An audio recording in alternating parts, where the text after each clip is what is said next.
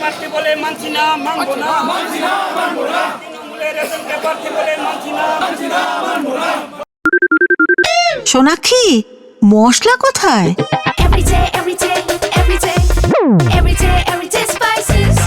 Everyday মশলা, দেশের স্বাদ।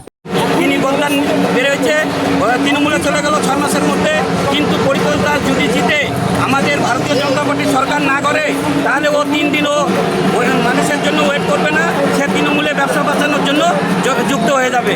তার জন্যই আমরা বিশ্বাস পাচ্ছি না উনি লিখিত দিতে পারবে যে উনি তৃণমূলে যাবে না সরকার না আসলে।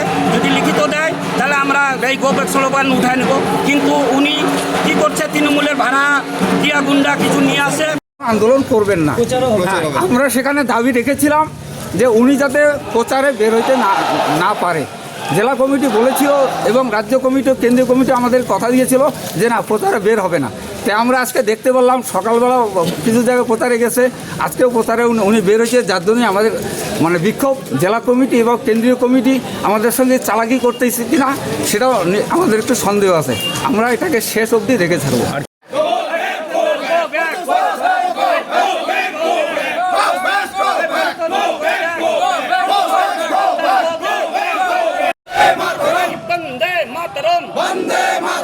তৃণমূলের রেশনকে প্রার্থী বলে মানছি না, মানবো না, তৃণমূলের রেশনকে প্রার্থী বলে মানছি না।